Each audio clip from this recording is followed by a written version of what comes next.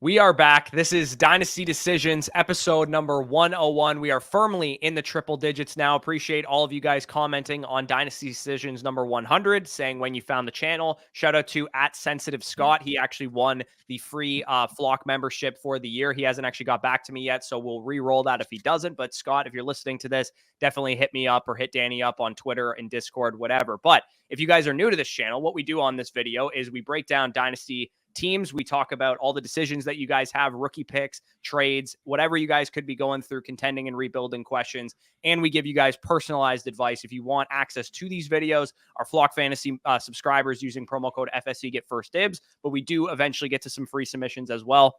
We are a little bit backed up with some Flock submissions right now, so we probably won't be getting to any free ones anytime soon. But Danny, how you doing? Doing well. And yeah, like we mentioned on Dynasty Decisions number 100, we couldn't have imagined once we put out that first episode, the amount of support you guys have shown. So we really do appreciate you guys getting us to Dynasty Decisions episode 101, potentially going on for the next 500,000 episodes, man. We were really excited to continually break down your guys' teams and get you guys in winning position. But with that being said, before we get into the first team, as always, y'all know what we got to do. Let's hit the damn intro.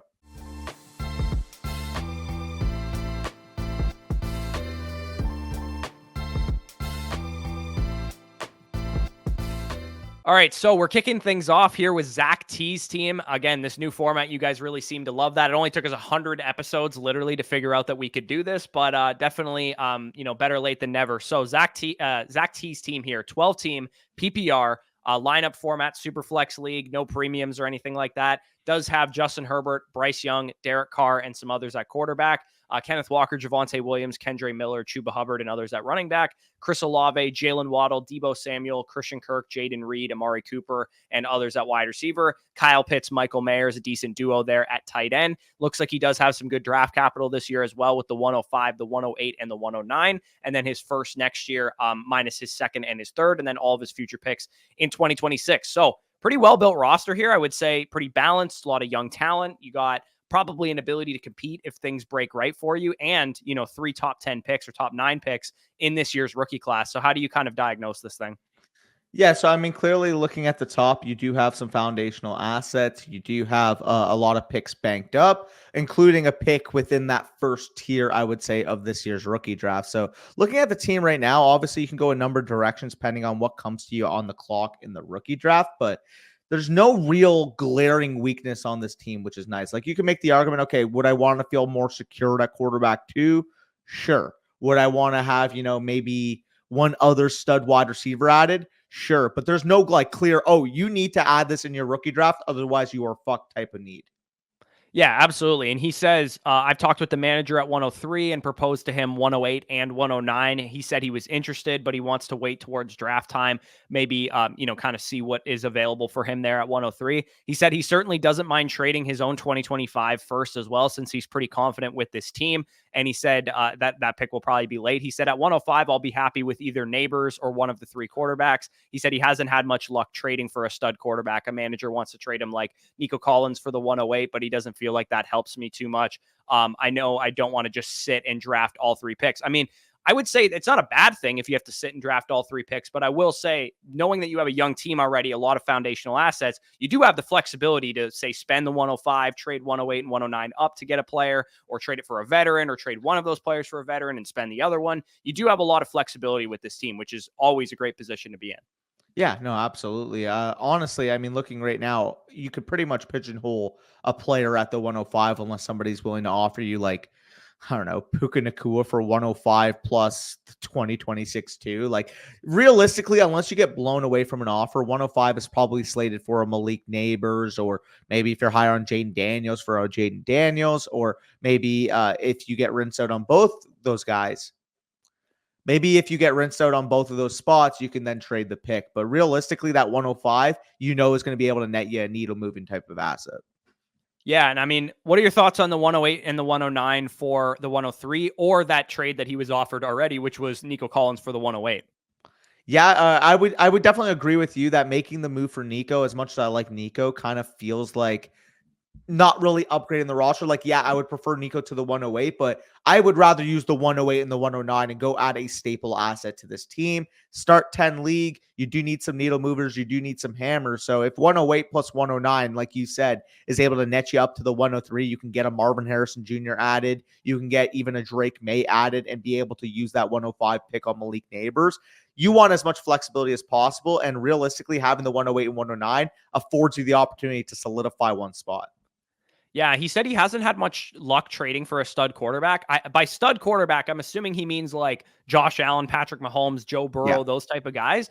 My question would be to you is, can you use that 108 and 109 or, some of your other assets to go after a Kyler Murray or somebody that's going to be a solidified dude? And in the process, if you could maybe even offload a guy like Bryce Young, who represents some risk for your team, he could, lose some value, he could gain some value. But I also just don't hate the idea. If all it costs you is 108 and 109 for Kyler Murray, potentially even Kyler Murray plus, I think I would be absolutely willing to do a deal like that, because then you lock down two absolute stud young quarterbacks that are going to produce a high level of fantasy production to go along with the rest of this roster and the 105. So if you can trade for maybe not a stud quarterback, but a guy like Kyler Murray or a guy, I'm trying to think in that area, Anthony Richardson, potentially, if you're high on him, or Trevor Lawrence, maybe you could buy low on Trevor Lawrence with like the 108 and one of your wide receivers, or the one, like there's going to be leagues right now where Trevor Lawrence is going for a very, low price tag. So he's also the type of guy that I would love to add to a team like this.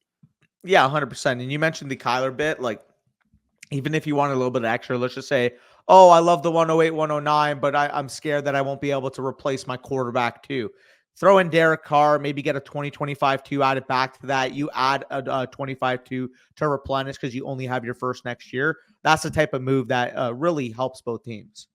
Yeah, absolutely. Because a lot of teams, like you said, if they're trading away a guy like Kyler Murray, maybe they know that they're not going to get a great quarterback, 108, 109, which, I mean, it's possible they still do. The talk we're hearing about JJ McCarthy and Bo Nix and some of these other quarterbacks in this year's class. So, again, I would say similar to what he talked about already, there's no real reason to make any moves like this now. Like you're dealing with unknowns with the value that we're talking about here. It's possible that 108 and 109 lose a little bit of value right after the draft, because we don't get, say, 4 first-round quarterbacks, or we don't get great landing spots for some of these top receiver prospects like Thomas and, Worthy and Franklin, some of the guys that are going in that 108, 109 range right now. But it's also possible, what if Jonathan Brooks goes in the second round of the Cowboys and all of a sudden he's the 109 in rookie drafts, and JJ McCarthy goes to the Vikings in the first round and he's the 108 in rookie drafts, and suddenly you have better assets to offload for, suddenly Nico Collins isn't worth the 108 anymore. He's worth the 110 or the 111. You can get Nico Collins plus a second, or Nico Collins and, you can trade 108 and Derek Carr for Nico Collins and Geno Smith or something like that. Yeah, 100%. And when it comes to it, like, unless I'm willing to upgrade at the pick position or into a hammer type of asset, like, there's no need for you to move the 108 or the 109 for non-top end fantasy football assets at this point, like Corey said. Because if Bo Nix and JJ McCarthy both get first round draft capital, if maybe 2 running backs go inside the top 50 and surprise everyone, maybe, let's just do the math, 6-7 wide receivers go round 1, like, those back-end first-round picks are going to be at the mercy of the draft to either lose a bunch of value or gain a bunch of value. But I lean on the fact that it's much more likely they gain a bunch of value because of the hype we're hearing at the quarterback position, pushing the other talent down. Yeah, there's got to be one guy that goes in the first round at wide receiver that goes to the Bills or the Chiefs or the Bengals or something. The guy that has a great landing spot that's going to be the solidified 108 for most people, or the solidified 109 if we get another quarterback in the first round for most people. So Zach does have a couple trades listed here that he made during the season. September 29th, he traded away Zach Charbonnet and QJ. So moving off of that, the QJ dud performances, this probably would have been right around the time Mike Williams tore his ACL. And you get Javonte Williams, who was coming off of a torn ACL, and then you take a flyer on Treylon Burks. I would say this is relatively like, you send away risky assets, you get some risky assets in return. Who do you believe in?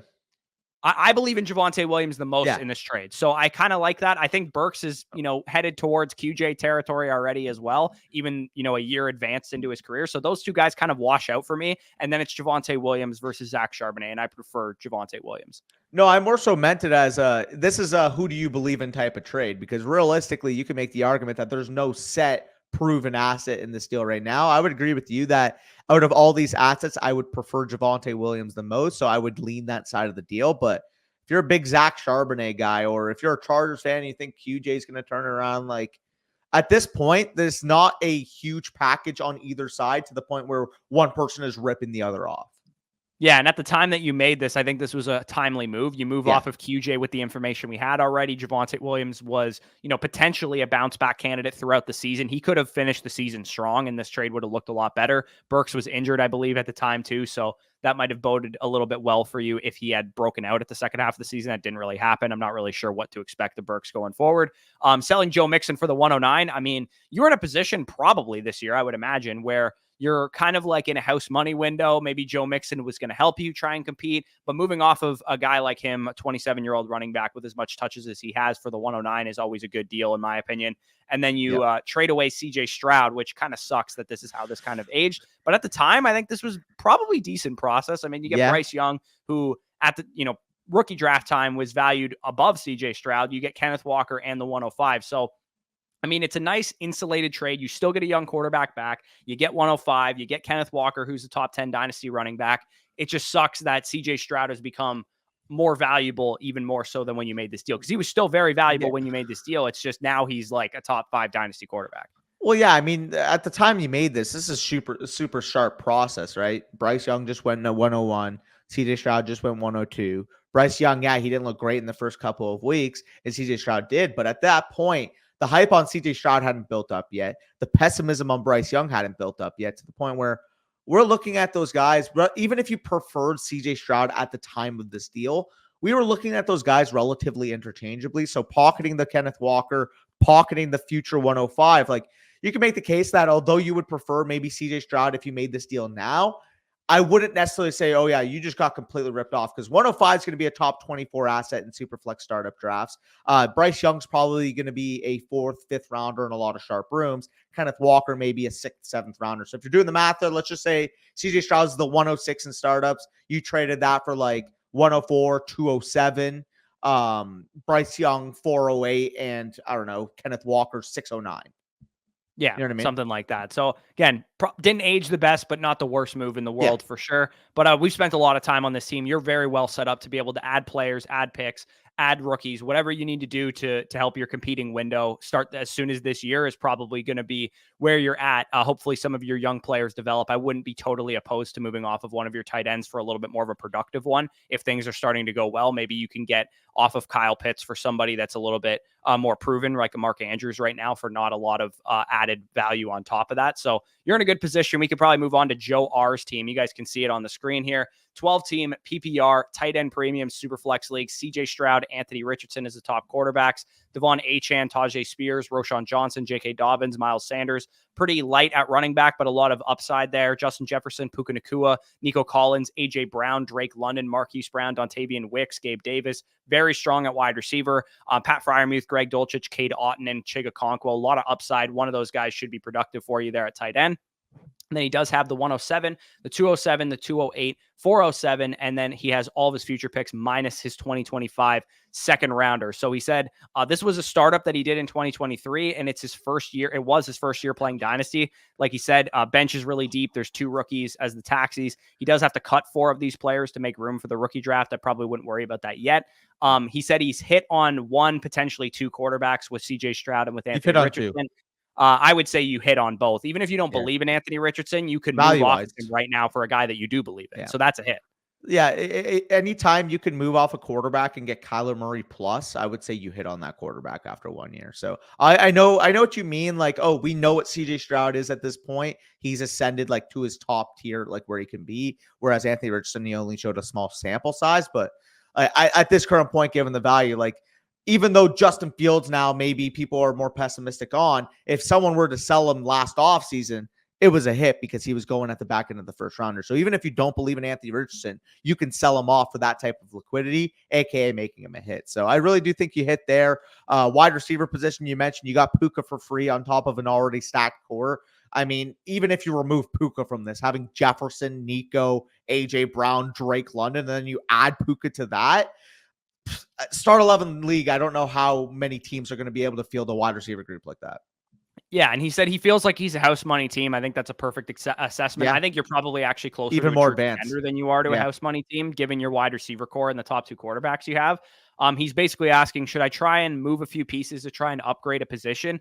I would say if your attitude towards Anthony Richardson is that you don't think he's a hit yet, and you wanted to add Anthony Richardson plus maybe the 107 or plus the 207 or plus one of your young receivers and go after Allen, Mahomes, whoever, Jalen Hurts, maybe you want to buy low on, Joe Burrow, maybe you want to buy low on, to move off of that risk that Anthony Richardson doesn't become a stud quarterback, because I don't think that's a bad move. Like, in fact, if you had done that with Trey Lance a couple of years ago, you'd be in a very good position right now. If you had done that with Justin Fields last year, you'd be in a very good position right now. So taking these young upside running quarterback prospects that could hit, if Richardson hits, obviously, if he has a monster season next year, he might be the 101 in dynasty drafts. Like, he has that type of upside, but at the same time, he could also go the route of a Justin Fields where he loses a little bit of value because he's not quite ready to be an NFL passer yet. So if you're a little bit worried about Richardson, I don't think, given the team construction that you have it right now, it's a bad idea to use Richardson to upgrade to Burrow, to Hurts, to Herbert, to whatever quarterback you feel better about.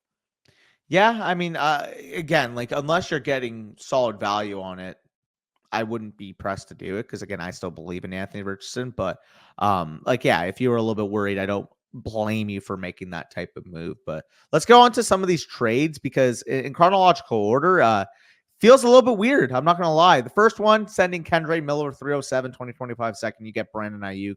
Don't have to spend much time there. I really think you fleeced him. Brandon Ayuk is a clear top 15, potentially even a top 10 overall dynasty wide receiver, and getting him for, I would say, probably a late 2, the 307, and a future second of value for a guy I'd be willing to spend at least a 1 and 2 on. Sign me up. Yeah, absolutely. I wish you could have held on to him, because we're going to get to that trade here in a second. Rashad Bateman and Jahan Dotson you sold for Gabe Davis and Dontavian Wicks. I think Jahan Dotson's the best guy in this deal, personally. It's not a huge difference. I think Wicks is a lot of upside still, too. Whatever. You like Wicks, you like Gabe Davis, sure. I think Gabe Davis is probably going to see a downgrade here in free agency, but if he's magically re-signed with the Bills, maybe you walked into a wide receiver 3-4 production piece with, not a whole lot of invested pieces there. Rashad Bateman's basically worth nothing, so he doesn't really factor in. It's basically Dotson for Davis and Wicks, so I guess you're kind of just taking 2 lottery throws there. Yeah, and then the final deal, again, he has some elaboration on some of these, so we'll read it after we just go through it, like, without anything giving us some bias. For this deal, January 29th, 2024, I would not be giving up Brandon Ayuk for that. I would not. Like, genuinely speaking, obviously I understand from your spot, tight end's the weakest spot on your team. You mentioned here, we'll get into a second, that you do believe in Roshan, and the 208 is a solid pick given the depth of this class, but you need to be getting more for Brandon Ayuk. If you're going to be selling Brandon Ayuk and you want a tight end back, you should be targeting the top echelon of dynasty tight end. Like, you could say, what does Brandon Ayuk plus get me to Sam Laporta? Like, what do I have to add? Is it the 207 plus the 407? If it's the 207 plus a 2025 third, I would rather use Brandon Ayuk to get a Sam Laporta type, to get a high-end dynasty tight end, rather than sell him up for spare parts, which I think you did. Yeah, when your roster's already deep like this, you're better off going after studs. Like you just said, go after Laporta, go after Andrews, go after Kincaid, go after whatever guy that you're into. So for me, it's like you got 3 players that you believe in. With Freiermuth, it is a tight end premium. He's probably worth a little bit more in that format. Roshan Johnson, like you said, he's probably going to take over the backfield at some point. And I like Roshan Johnson, but Ayuk is a solidified stud already. He was first team All-Pro this year. Like he's literally a stud wide receiver already. So in my opinion, instead of selling him off for 3 guys that could hit, you should have sold him off for 1 guy that is a hit already. Yeah, no, I agree. And again, we'll get into some of the elaboration now. He says in the first deal in October, he wanted 1 more solid wide receiver and just to overload, and he thought he got him fairly cheap. I think you got him more than fairly cheap. I think you got an absolute steal there getting Brandon Ayuk. So very. You basically sold him for the same deal, though. That's the thing I don't really like about what you did here. It's like you traded 3 spare part assets for Ayuk. You should have just stopped right there instead of trading him away for 3 better spare part assets. You know what I mean? For sure. He made another one January 1st, I believe he meant to write. It's January 29th listed here, but maybe he meant January 1st. Went heavy on risk with Gabe Davis and Dontavian Wicks. Bateman doesn't seem like the guy that I know, and Dotson I like, but I'm not 100% sold with the new quarterback in the system coming in. I will say, new quarterback, I understand having concern, but if that new quarterback's going to be the second overall pick, I'm not too worried about that upgrade. Yeah, especially if it's Drake May. And like he already gave kind of rationale to the Ayuk stuff that I went over. He likes 2025 for Roshan Johnson. He likes, Pat Fryermuth, and he thinks the class is deep at 208. So again, I understand your rationale. I just think Yeah. you should have gotten better assets. But regardless, I mean, one blunder's Yeah. not going to really make up for this Yeah. monster roster that you've built up so Awesome far. roster. At the 107, you have the choice of whatever guy falls to you. I Brock think Brock Bowers. Bowers would make a ton of sense for this team as well. If he is there with a 1 point tight end premium, he would be an awesome, awesome value. But at the same time, you could just sit and roll with Romo Dunze as well. So there's a lot that you could do here. The other thing that you could do is sell 107 for a running back if you wanted to. You could probably get Jonathan Taylor, maybe even higher up on the running back pecking order. Maybe it gets you 107 plus something to get all the way up to Brees or Gibbs or Bijan, but probably Jonathan Taylor is what you're looking at there with that pick. Yeah, and I mean, we just mentioned with Brock Bowers, like we can get to the point where you wait at 107. If Brock Bowers goes before your pick, let's just say he goes 106 and Romo Dunze is the pick you have to make at 107. Then you reach out to the guy that that took Brock Bowers, saying, "Well, is there anything I can do to trade up with my Romo Dunze to secure a Brock Bowers?" And he's going to see your team, so he might just say, "I want the 208 to be able to make this." And given where you're at in terms of your wide receiver core, in terms of your overall roster, I don't mind paying a little bit of a premium to go make sure you get Brock Bowers in a tight end premium. Yeah, I mean, this is a really good roster, dude. I wouldn't even Agreed. be like opposed to just set like if you take Romo Dunze 107, just go after Laporta, go after Yeah. Mark Andrews. You're going to be ready to compete next year. So you don't even need to take the risk on a young tight end like Brock Bowers. The types of teams that need to take guys like Brock Bowers are guys that are trying to make up value on the roster. You already have a shit ton of it, so you might as well just go buy a production piece. Use Pat Fryermuth to go up to get Mark Andrews or whatever you have to do. So, I mean, we don't have to spend much more time on this team. It is in very, very good shape. So we're going to move on to Daniel Krause's team. You guys can see it on the screen there. We got another 10 team this time, PPR league, super flex format, half tight end premium with CJ Stroud, Anthony Richardson, and Bryce Young. Looks like he got all of his quarterbacks last year with Tannehill and Jimmy G. I have a lot of Tannehill, Jimmy G at the back end of my rosters as well.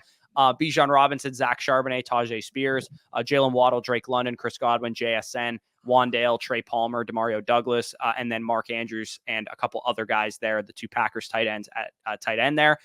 Absolutely monster pick bank, 101, 102, 104, 204.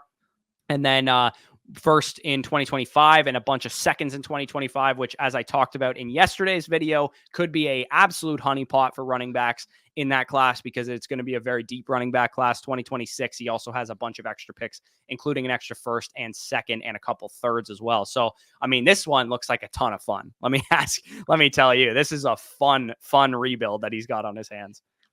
Hear me out, because he mentions it here that there's no real monsters, but there's teams that are monsters positionally. Like one guy has Justin Jefferson, Chris Olave, CeeDee Lamb, Tyreek Hill, Trayvon Diggs, Stephon Diggs, but he starts Stafford and Minshew as his quarterbacks.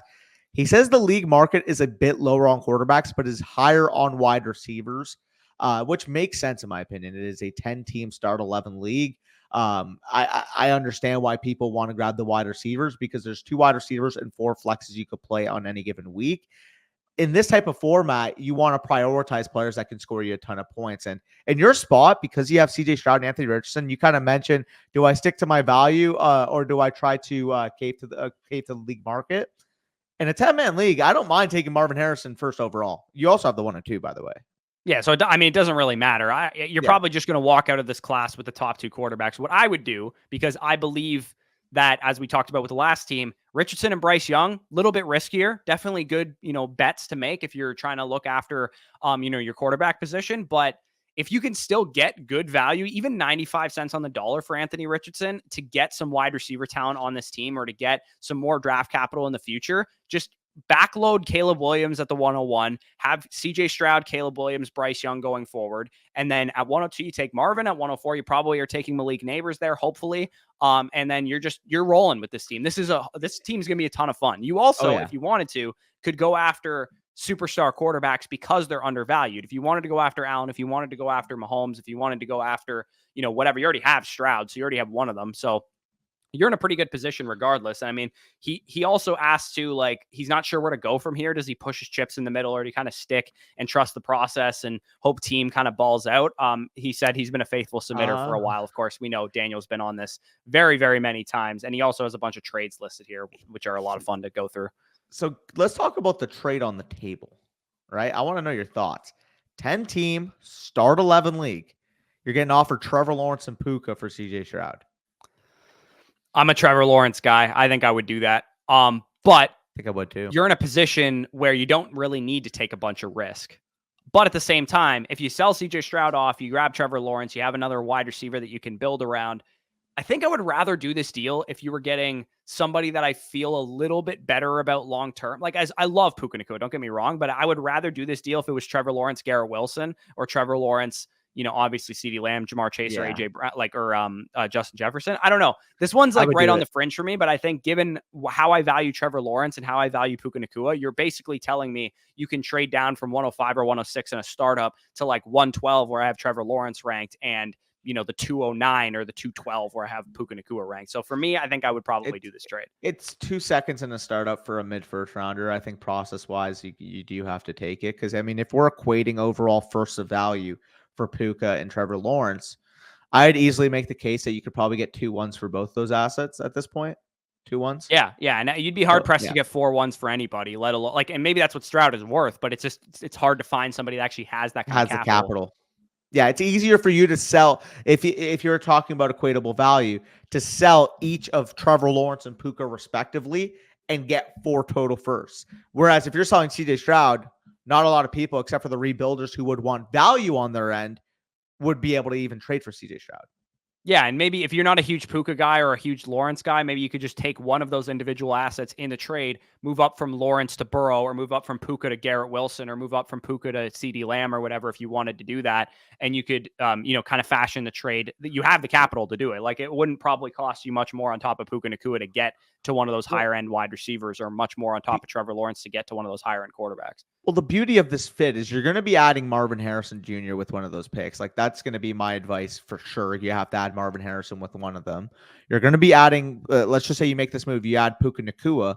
Then you're looking at a potential start 6 wide receiver every week type of team where you have Jalen Waddle, Drake London, Chris Godwin, Jackson Smith-Njigba, Marvin Harrison Jr., and Puka Nacua. Like, you mentioned and that potentially guy. Malik Neighbors as well at 104. Potentially, yeah. Yeah, potentially Malik Neighbors as well. So stacking up the wide receiver position puts you in a good spot. You could also look to potentially say, hey, I just traded CJ Stroud. So let's just say your quarterback core is Trevor Lawrence, Anthony Richardson, Bryce Young, and you have the option of potentially getting Caleb Williams. Then at that point, can you say, well, what plus Bijan Robinson, what plus Jahmyr Gibbs, what plus, I mean, you have Bijan, so it probably wouldn't be Bijan. What plus Jahmyr Gibbs, what plus Breece Hall, what plus one of those running backs would you be willing to give for a team that needs a quarterback? Like, I would be willing to give Anthony Richardson.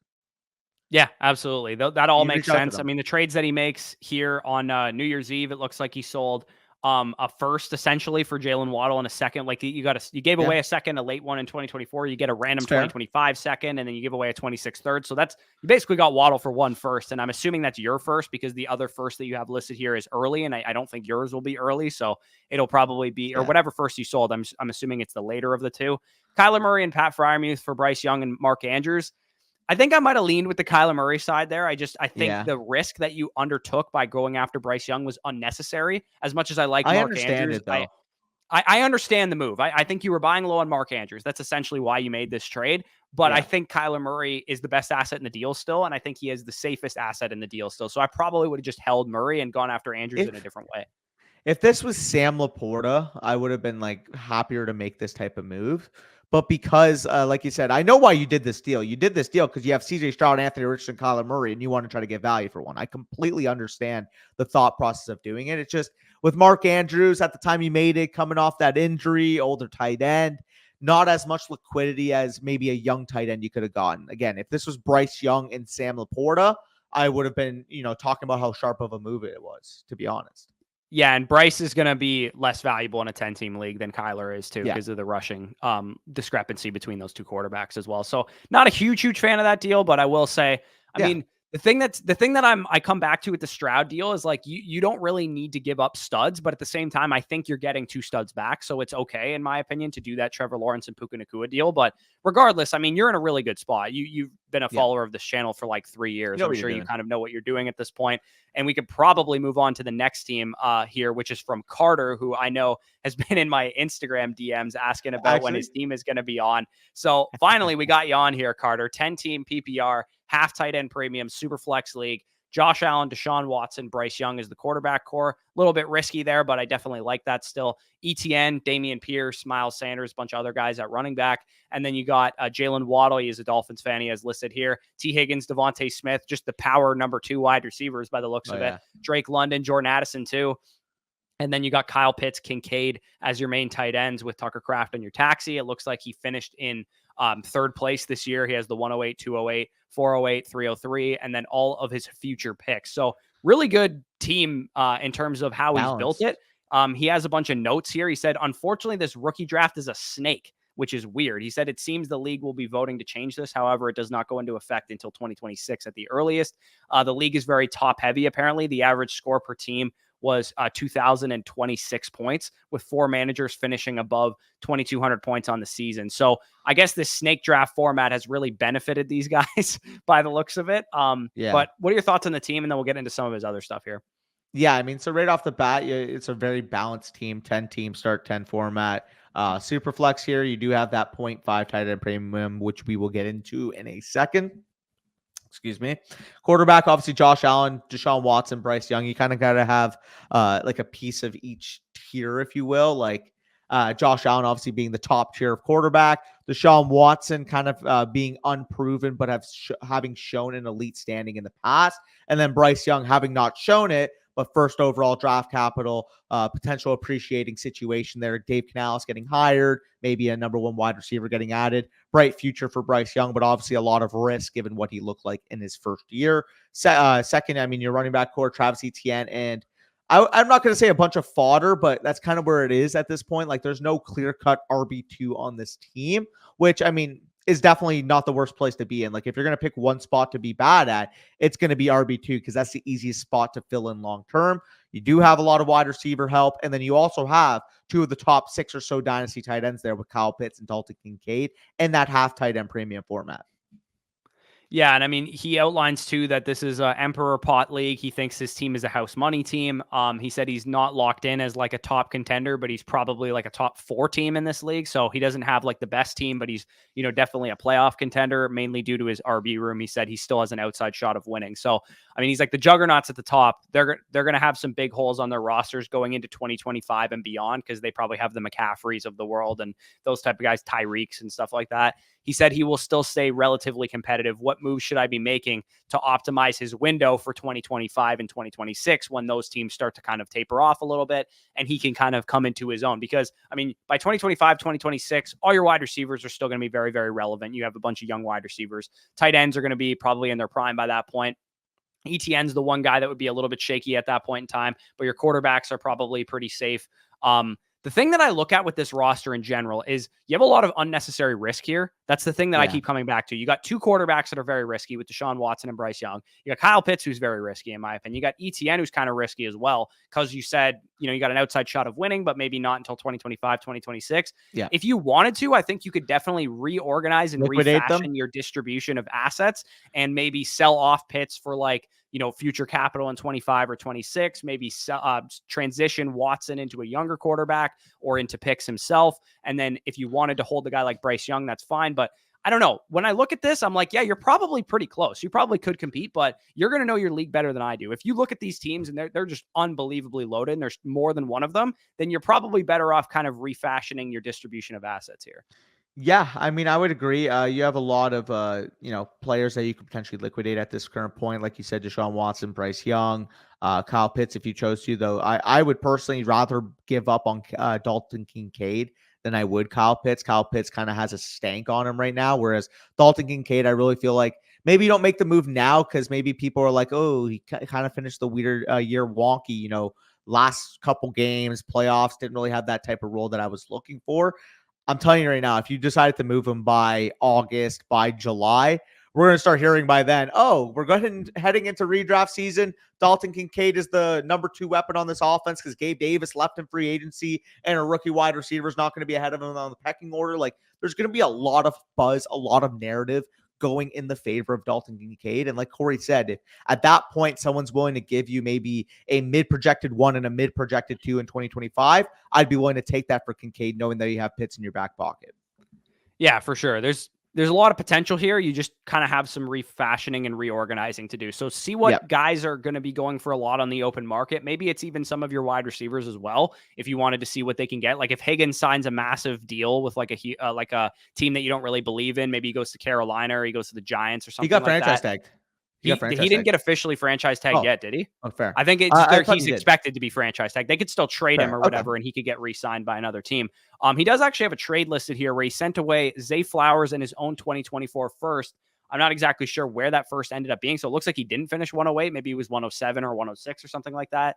And then he said he got ETN and Dameon Pierce. So he made this move actually on August 10th heading into the season. So you thought you were buying Travis Etienne, Dameon Pierce. They're going to be RB2s or better. At least an RB1 for sure comes out of that mix, potentially 2 RB1s. And Etienne had a great season, so you don't really regret buying him. But Dameon Pierce kind of fell out of favor. And I think the startup that I'm in, or that I was in a couple weeks ago, I believe he went like around 17 or something like that. Yeah, I mean, like, again, I understand the process. House money team. We probably even gave you advice like, oh, yeah, all you need to do is add a couple running backs you can compete, which was the case. It's just the only problem is we didn't anticipate Dameon Pierce being a complete zero. So if we told you to make this move, our apologies. But yeah, I mean, looking back, Zay Flowers, obviously big time ascension, 2024 first is at least the 3rd best asset in this deal as well, depending on where it landed. Yeah, for sure. And if it's the 106 or the 105, it's probably the 2nd best asset, if not the best asset in this deal. So definitely not ideal for you there. But again, I mean, you got some work to do. I would say calculated trades. Remember the process. Remember the ranges of outcomes, because the trade that you made here is the kind of trade where it's like, I didn't think about the range of outcomes here. I thought about, I'm getting 2 RB1s and that's all I care about. And you didn't think, oh, maybe what if Dameon Pierce is like, because there was, I thought it was possible that Devin Singletary worked in more than a lot of other people thought. I thought it was possible that Zay Flowers could really, really ascend. Obviously, what the consequences of trading away rookie picks are as well. So definitely keep that in mind with future trades. If you need to move off of some, riskier assets, you can definitely do that. But I do believe we can move on to the next team here, which is from Bailey K. High stakes league listed here. He's got 500 bones on this one. 12 man. What's up? I believe this is one of the leagues with Scott, like from bdge. Yeah, I think it is as well, because I know Bailey's a big time follower there. 12 team PPR, 6 point per passing touchdown, 1.5 tight end premium, super flex league. He does have a very, very solid quarterback core though, with Kyler, Dak, and Trevor Lawrence, Breece Hall, DeAndre Swift, Mixon, Jalen Warren, B-Rob, and Mostert. Wide receivers: Lamb, Diggs, Tank Dell, Sutton, Hollywood, and Michael Thomas. Evan Ingram, Trey McBride, and Freiermuth at tight end. Doesn't have any of his picks in 2024 other than the 410, but you're still in very good position, and you have all of your future picks, probably 2025, 2026 is what he meant there. So I mean, go ahead. Real quick, I was just going to read it. So let's just plot out the starting lineup, because again, it's a start 9 league. So Kyler and Dak is your quarterback / super flex, with T-Law mixing in there, depending on like if you wanted to take someone out there, regardless. Running backs, Breece Hall, DeAndre Swift are probably your main 2. Wide receivers are going to be Lamb, or going to be Stephon Diggs. Tight end, you're going to have Trey McBride. And then at 2 flexes, you have the option. Do you want to go Tank Dell and Sutton? You want to go Tank Dell and Joe Mixon? You want to go Tank Dell and Evan Ingram? Like you got Warren and B-Rob and Mostert too, if he's back in Miami. Like, yeah, you got a lot of depth here. He says he made a big trade prior to the season. He had Kyler on IR. So this is the trade that he ended up making, where he sold off Jamar Chase, the 110, the 210, and the 310. So all of his future rookie picks by the looks of it. He received Dak Prescott, CeeDee Lamb, stack 301, and Rashad Penny. So let's break down how this kind of shakes out. Lamb and Chase, wash, right? Yes. Worth the exact same amount. Right now, you essentially sold Dak Prescott, or you essentially bought Dak Prescott, Rashad Penny, and the 301 for like the 110 and 210. And the 301 versus the 210 is basically nothing. You got the 310. It's not really worth a whole lot. You basically got Dak Prescott for like the 110 and the 210. Yeah, which I'm taking every day, especially given your circumstance. I mean, he says right off the bat, this team sadly lost in the semis with a 13-1 record. 13-1 record kind of gives you the idea of, hey, like, listen, making a move for a quarterback, knowing that Kyler Murray was going to miss at least half the season, super sharp. And just for your fact that CeeDee Lamb ended up accumulating in value and ending up in that tier with Jamar Chase, like I think clear cut, you prefer Chase, you prefer Lamb. It's an argument either way, whereas going into the season, it was pretty clearly going to be Jamar Chase in terms of value. This trade has worked out really nicely for you. Yeah, and I mean, he went up against a buzzsaw of Mike Evans and James Conner and St. Brown, Kittle and Ridley and Cooper in week 16, and then he outscores everybody by 60 in the finals. I feel you, dude. I had a pretty similar situation happen in our Tone Setter Truthers League where I got absolutely hammered by Amari Cooper and Joe Flacco in the week 16 semifinals, and then Danny ends up winning the championship, even though I outscored him in the finals, and I would have beaten you had we met in the fantasy championship. I did. Like 260 points. Yeah, but I had a crap ton of points. Maybe I didn't outscore you, but I also dropped like a haymaker of like 220 or something like that. I mean, that's what's up, man. That's what's up. Yeah, no, finals week, like I think a lot of teams like, yeah, I scored 227. You scored 156 in the finals week. Oh, no, I didn't have a big finals week then. I just thought because I had ETN and a bunch of other guys that went off, I had a big week. Okay, never mind. I'm getting caught in a web of lies right now. But anyways, Bailey has a very good team. This is a very good team. You're going to be running this back for next year. I mean, there's not really much else we can say about this team. Like, you don't have the assets to like go and make moves. Does anybody stick out on this roster as guys that you'd sell off? Like maybe DeAndre Swift or Joe Mixon? Like, I don't know. With Swift and Mixon, if there's a chance that they're back with their original teams, they might be actually worth holding on to for a competitive team. And what sucks about this team is maybe I would say if you had like a Lamar or like a CJ Stroud or someone like somebody that's like held up on value right now at quarterback, you can move off of one of them. But I would argue all three of your quarterbacks always kind of get overlooked by the dynasty community. Like obviously T-Law coming off a bad year, he's falling in a lot of people's graces. Kyler Murray, he's got like a cult following against. And I mean, if you're in a league and there's not Cowboys fans in it, like they think like Dak Prescott's like a 7th round startup pick, it feels like. Yeah, well, and I mean, Diggs and Tank Dell are guys you could argue are buy lows as well. I mean, McBride is a guy that some people haven't totally bought in on.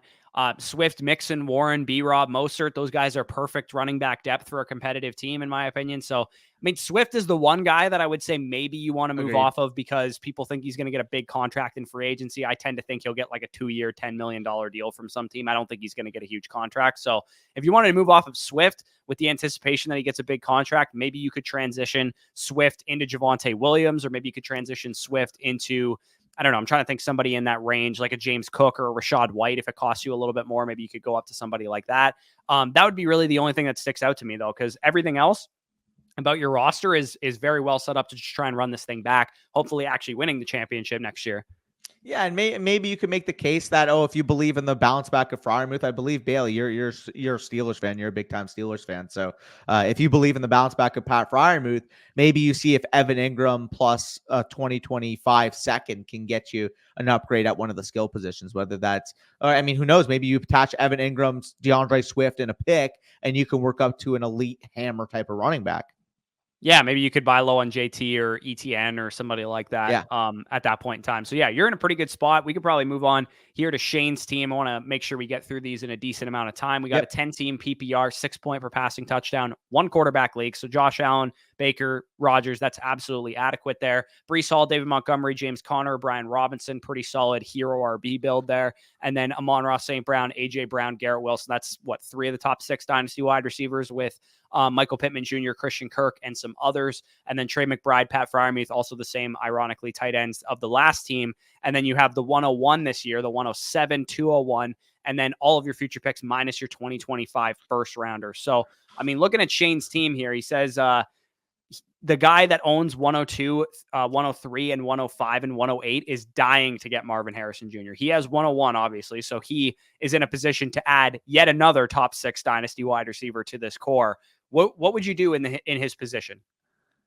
In his position, unless that guy's willing to give me his firstborn, is willing to give me the overpay of a century, like this is the type of team I add Marvin Harrison Jr. and I enjoy watching football on Sundays with, to be honest. Like, again, if he's willing to give you 102 plus an extra first of equity and you could still get Malik Neighbors and pocket an extra 1, I'm not going to complain there. But unless he's willing to give you a significant offer, like 120 cents on the dollar, I'm just enjoying Marvin Harrison Jr. on the squad. Would you sell Marvin at 101 for Malik Neighbors in 105, 102 and 105? I would. Yeah. So that's now, like the type of deal you're looking for, though? Because like we both agree that Neighbors is a very good wide receiver prospect in his own right. So for me, it stands to reason that I would absolutely hear that guy out. He has 102, 103, 105, and 108. If his best offer is 102 and 108, I wouldn't do that. But if he's willing to give you 1-2 I have and an idea. 1-3 for 101 and 201 or something like that, I would absolutely be fine doing that, because then you can secure Malik Neighbors and maybe Odunze as well, or whatever you want to end up doing with this. But at the same time, like Danny said, 10-team league, we want studs, and Marvin is going to be fun to watch on Sundays. Yeah, that's right what I was going to suggest. Like, if he's willing to give you 102, 103, and then you could say, hey, I'm getting both Malik and Bowers or Odunze, and I'm only giving up Marvin Harrison plus the 201. At that point, it's like too much value. You cannot pass on that. But that's where I'd be aiming. Like, you say to him straight up, hey, we both know what Marvin Harrison Jr. is. He's a generational wide receiver prospect. He's going to be going in the top 3, top 4 of the NFL draft. What's your best offer? And if he comes with Fugaz and he's like, I would be willing to give you, 105 plus my 203 to go get it done, you laugh at his face and you go make the Marvin Harrison Jr. pick. But if he says, hey, like, I'm willing to give you 102 and 103 and I want maybe a later pick back, then you engage. Yeah. So would you do it for 102 and 105 straight for 101? Would you do that? I would. Yeah, you would do that. So I would presumably Malik Neighbors and maybe Bowers falls to 105, but probably wide receiver 4. Yeah, and I would be aiming personally to see if you can get the 102, 103. And even if I would rather have 102, 103 than probably 101 and 107. So like if it came to that, again, I don't think you would even ask that much. But if it came to having to give up 101 and 107 for 102, 103, I would probably prefer that than the 102 and the 105. Yeah, I think if you threw in like a pick next year, like a 2025 second, and maybe just like a productive running back or something, I would maybe do 101, 17, swap straight for 1-2 and 1-3 if he throws in his 2025 second and like Raheem Mostert or something like that. That would kind of make some sense to me. But yeah, there's a lot of, permutations we could go through with this team. The bottom line is you're in a very good spot. He also asks, would it be a smart move to move 107 for a stud running back like Jonathan Taylor or ETN or something like that? I would say you don't need to. Like, I mean, David Montgomery, James Conner, Brian Robinson, you're going to find an RB2 every single week with one of those guys, in my opinion. Start 9, though? Yeah, start 9 league. If you can get Jonathan Taylor for the 107, or if you can get Christian McCaffrey for the 107, or if you can get Travis Etienne even for the 107, or Achane for the 107, like, I'm probably fine doing that. You're looking at, what are you giving up? Wide receiver 5 or wide receiver 6, maybe RB1 in the 2024 class. So, I mean, I'm okay doing that. Like, Jonathan Brooks is not, as much as I like him, he's not going to be rated higher than JT or ETN once he comes out of college. Yeah, no, I agree there. But overall, I mean, having that pick bank, having the amount of talent you have on your roster. I mean, you mentioned here you were second in points for last year. I can see why, and adding an elite difference maker is going to be able to get you over the top. I really do think that coming even next year, you should be one of the top contenders in your league. So he says here, I think my team is young and competing, so he doesn't want to go all in, but he also doesn't want to finish second or third for the next 3 to 4 years. This is a team where you play it by ear, and let's just say this year you are 6-1 at the deadline and you want to make a move, maybe taking some of your young appreciating talent and going to get point production hammers. At that point, you can absolutely make that move. I really do think you're on that type of trajectory. Yeah, I like Trey McBride and Freiermuth, don't get me wrong, but I wouldn't be opposed to seeing what Laporta costs with the team like this. I guess you already have St. I don't mind holding McBride. Maybe, yeah. I mean, like, people are really big on McBride. I'm a little lower on McBride, I would say, than some people. So I would prefer to just get the best tight end in Dynasty if you can go after Sam Laporta. But at the same time, if it's going to cost you a lot, he also has a couple trades here. Sent away Najee Harris, received Christian Kirk. I think that was a great move. I really like buying low on Christian Kirk right now. Contenders, man, Christian Kirk, perfect flex play. You got 2 wide receivers and 3 flexes every single week that you got to start. He's going to be a staple second or third flex for you all season long. PPR, 14 point per game type of dude. We know exactly what Christian Kirk's going to be. Whether they add a receiver, whether they bring back Ridley, he's going to be a staple guy. I think him and like that area of wide receivers, like him, Deontay Johnson, Chris Godwin, they're perfect like buy lows for contenders right now because they don't even cost you first round capital. Yeah, no, I would agree. I will say, though, not the biggest fan of this second deal. Stephon Diggs, Kyle Pitts, and the 26 second in exchange for Michael Pittman Jr. in the 107. The reason why is it just kind of feels rushed at this point. I understand the 107 is going to gain value, but in a 1-quarterback league, I would make the case that Stephon Diggs, Kyle Pitts are probably equatable. And then at that point, Kyle Pitts plus a second for Pittman or Stephon Diggs plus a second for Pittman, I would just rather have stayed put. personally. I'm a little higher on the deal. I would say it's probably Fair. about fair to me. I think Pittman and Diggs, 107 like, and I one would prefer quarterback Pittman. though. Like if this is Yeah, a I know, super but I would flex, prefer I think Michael Pittman's the best asset in this deal, to be I honest. agree.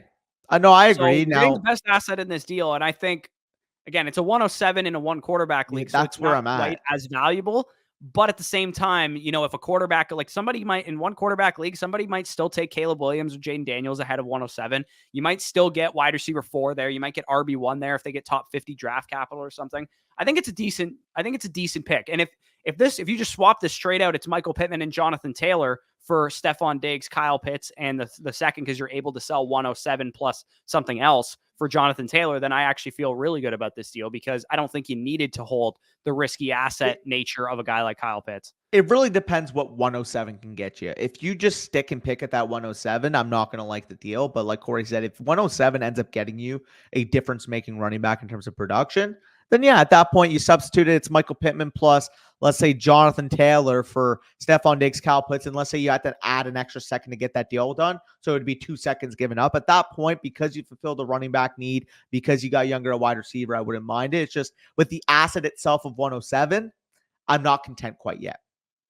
Yeah, for sure. That makes sense in a one quarterback league. Let's move on to the last team of the video here. We got Brandon's team here. It's a 12-team PPR lineup format, 6 point per passing touchdown, super flex. He has Richardson as his only real quarterback here. Does have the two guys that we just mentioned, basically, with Jonathan Taylor and ETN at running back, and then nothing really else going on. Chris Olave, Jalen Waddle, Rashee Rice, Christian Kirk, Keenan Allen, and then some other guys at wide receiver. George Kittle and Dalton Kincaid as his main tight ends. 107, 110, 112, 212, 407, and then an extra second and an extra fourth in 2025 as well. So good shell so far, but kind of, I would say, a misappropriation of assets currently, because you have 2 of the top 6 to 8 dynasty running backs, but you only have 1 lockdown quarterback in a super flex league.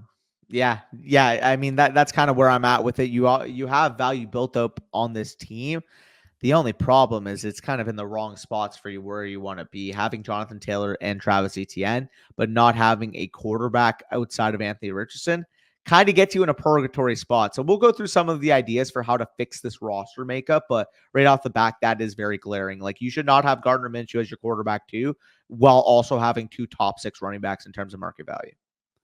Yeah, for sure. The one thing I would say about this roster before we get into his actual comments is, do you think this team can compete if he had, say, 2 veteran guys like Geno Smith and Baker Mayfield? Do you think you could compete with a team like this in a 12-team 6 point per passing touchdown? Just curious. I mean, you would need a lot more to break right at wide receiver, I would say. Your running backs are boned if either of Taylor or ETN misses any time too, right? And I mean, you would need Keenan Allen to continue being a top 5 to 8 overall wide receiver. You would need Rashee Rice to take the step that we saw in the playoffs, which again, I believe in, so I have no concerns with that. You need Jalen Waddle to be healthy. You need Chris Olave to potentially get a better situation there. Maybe Derek Carr plays better, maybe better offensive play calling. You would need a certain bit to break it, right? And then on top of that, like Corey said, you're not really backed up from a depth standpoint. Honestly, you have the picks this year to be able to fix that. Are you using the 110, the 212, the 112, the 212 to try to move up to get another hammer into the lineup? Like, are you going up to go get a Malik Neighbors? Are you going up to go get a quarterback like Daniels, like Drake May with this team?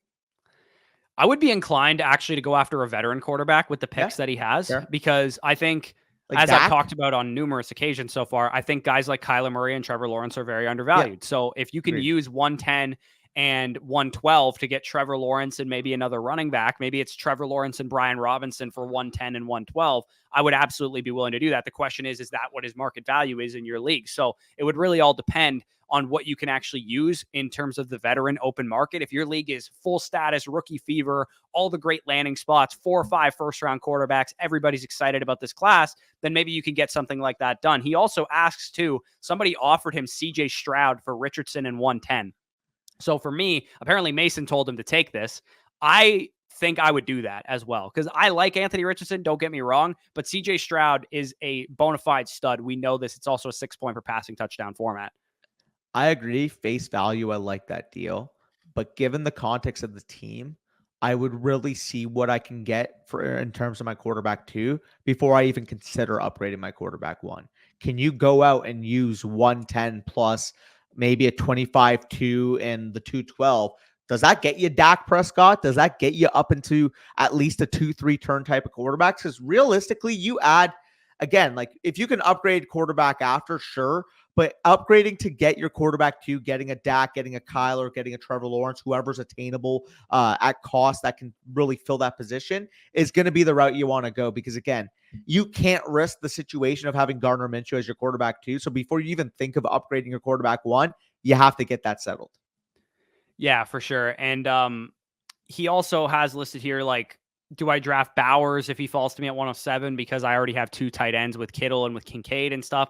I would say, like, this is the type of team that you need to reach out to all the managers, take a real, like, get a piece of paper out, who's competing, who's rebuilding, how are they valuing your assets? Are they valuing your contending pieces or your rebuilding pieces? Are they valuing your tight ends properly? Or is everybody against tight ends? Is everybody valuing quarterbacks highly? Like, you need some real market research on this league, because without knowing that, we can't give you the proper advice here, because the answer to this test, this quiz, could be sell your picks for veterans and try and compete. The answer to this could also be sell all your running backs off and try and refashion this into a 1-year punt and then try and rebuild to 2025. So we kind of need to know exactly how your league thinks about all of your assets and competing and rebuilding in general to be able to know how to answer this, because you're kind of in a rock and a hard place right now where you could go either way.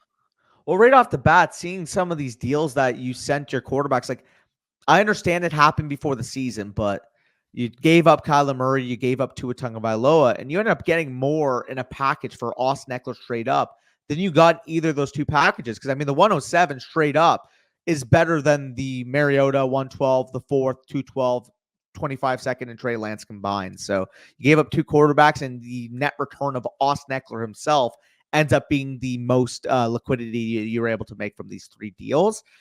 If, running backs, wide receivers are valued highly, if quarterbacks are valued lowly in this league, I definitely consider going out and trying to get a quarterback. Like, I don't want to say, oh, can you get a take back? Can you reach out to the same owner? But for what you gave up Kyler Murray for, like, is he willing to give you a decent deal for Kyler Murray back? Is he high on Kyler Murray? Or did he just make this deal because he was kind of getting off the risk of Trey Lance for 2 seconds to get Kyler? Yeah, you got fleeced on the Kyler Murray deal. Like, I maybe, because you mentioned you follow Mason too. I know Mason was big on Trey Lance. If you asked me this June 1st, 2023, I would have said, hell the fuck no, am I trading Kyler Murray for that? So I hope you learned a lesson from that trade, because you got bent over a table on that one. And then same Tua Tagovailoa, like, as much as people at this time in 2022 were worried about concussion history and that kind of stuff, I still wouldn't have sold him for a late 1st-round pick. I think he still was probably worth holding at that point in time, because just a couple of weeks before that, he was worth like 2 ones or potentially even more than that. Oh, I'm curious, because November 6th, so that would have been what, probably week 9, right week around 10? the time that his concussion stuff was going on, I would imagine. Yeah, that would be what, week 8, week 9, week 10? Oh, that was 2022. Yeah, okay, that's what I mean. It was right. probably right around that concussion stuff that he's like, I don't want this risk anymore. I'm just going to get him off my team. And that's panic sell. You got to, when it sucks when stuff like that happens, but you really have to hold and be calm through the storm and then reevaluate when you have more information. And I think, had you made that trade, a year later, you would have gotten way more for Tua Tagovailoa if you still had the same injury concerns that you had now. You sold low on him. You sold low on Kyler Murray. You probably were a big Trey Lance guy. And I think even if you were a big Trey Lance guy, you still sold low on Kyler Murray. I mean, to cap it off, okay, the way you fix this right off the bat is 110 plus, a small piece, whether that's the 212 in a future second, whatever the case may be, you have to go get your quarterback. Whether that's Dak Prescott, whether that's Kyler Murray, whether that's Trevor Lawrence, whether that's Brock Purdy, whether that's any of those type of guys going or moving up into the rookie drafts for a better pick. Jay Daniels, Drake May. Yeah, like, you have to figure out that quarterback 2 spot, because, I mean, like we said, the rest of the roster does have upside to compete, and you would still have the 107 to be able to add a Rome Odunze if it came down to it. On top of all that, I mean, you do also have George Kittle and Dalton Kincaid on this team. Like, can you sell one of them off? Can you use that to upgrade at wide receiver, to upgrade maybe for a running back straight up? Like, I'd be willing to give one of those 2 tight ends to go ensure my flex spots are secured as well. Yeah, so I mean, the answer here is, if you're trying to compete, see what Kincaid can get you, because you can roll with Kittle. Then he's always undervalued on the market. He'd probably be the safer bet there. Then go after a quarterback. and, see what else you can do there. If you're trying to rebuild, you probably want to see what you can get for your top 2 running backs and punt those picks into 2025 and 2026. Maybe you move up with 110 and 112 to get a rookie quarterback like a Drake May or something, and then you could build around those 2 guys in the long term. So a lot of different directions you could go with this team. Unfortunately, there is no right answer here because I don't know what your league format is. I don't know exactly how people are valuing things. And you might not know that for sure either, but you need to do some market research, reach out to some people, see who they're interested in, see what they're valuing, see what their strategy is. Definitely take some time and spend some time doing that because you got some work to do here. Yeah, no, I completely agree with that evaluation. Quarterback 2, flex spots, and then you should be in a position to compete. Yeah, for sure. So we are going to head out of here, sign out of here. Again, if you guys did enjoy this video, leave a like down below, subscribe to the channel if you are new around here. If you want to make sure your team gets covered on the next episode, the easiest way to do that is head on over to flockfantasy.com. Use the promo code FSE when you sign up. You'll get 30% off, a 7-day free trial, 6 months for free if you sign up annually. We'll probably be doing a listener startup draft in the next month, maybe the next 2 months. So if you guys want to get involved in that, that will be a Flock Fantasy subscriber exclusive draft. So that'll be another benefit of signing up. And of course, you can get your team covered on these videos. We'll be running them once, maybe twice a week for the next couple months while we're waiting for rookie content to file through. We're a couple weeks away from the combine. We're going to start kicking up the, tail of the tapes and the film breakdowns once our draft guide is out about 5 days from now. So also, if you want our draft guide, that is available on Flock Fantasy as well. And then Dynasty trade calculators, bonus content, databases, everything you could need if you play Dynasty Fantasy Football will be linked down below in the pinned comment, flockfantasy.com/FSE. But with that being said, peace out, and we'll talk to you soon.